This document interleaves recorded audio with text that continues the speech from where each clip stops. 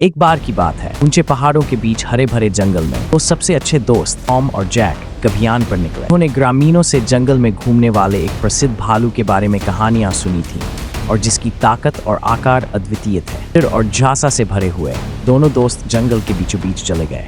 जैसे वे जंगल में गहराई तक पहुंचे तो इस बात का अंदाजा नहीं था कि भालू पास में ही कहीं छिपा हुआ है और पीछा कर रहा है। उसकी उपस्थिति हल्की सरसराहट की तरह है।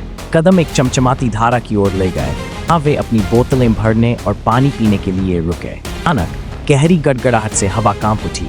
अप्रत्याशित झटका जिसने उन दोनों को अपने पैरों पर खड़ा कर दिया। मजबूत और दबंग सिद्ध भालू पेड़ों के बीच से प्रकट हुआ कि उभरी हुई आंखें उन्हें द्वेष से घूर रही थी। उसका आकार आश्चर्यजनक था और उसका खुरदुरा फर उसके जंगली जीवन का संकेत था। भालू उनके सामने रुक गया। बदले में टॉम और जैक ये जानते हुए भी स्थिर खड़े रहते हैं कि वे प्राणी के सामने असहाय। आश्चर्य की बात यह है कि भालू आगे नहीं बढ़ा। इसके बजाय उसने उन दोनों को द्वेष से नहीं बल्कि दिलचस्पी से देखा, मानो वह उनके दिलों की जांच कर।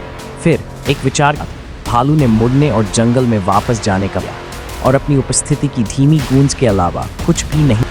भालू के चले जाने के बाद टॉम ने चुप्पी तोड़ी और गहरी सांस ली और कहा, वह बहुत करीब था। उसकी आवाज में राहत का संकेत। जैक ने सिर्फ सिर हिलाया। उसका चेहरा अभी भी शायद हमें वापस जाना चाहिए, ये जगह हमारे लिए नहीं है, उसने धीरे से। गांव वापस लौटते समय टॉम और जैक को एक नया एहसास। भालू ने उन्हें कोई विजयी उपहार नहीं दी, लेकिन कहानी का सबसे अनमोल हिस्सा टॉम और जैक की दोस्ती थी। एक ऐसा बंधन जो प्रकृति की कोमल विशालता से हमेशा के लिए मजबूत हो गया।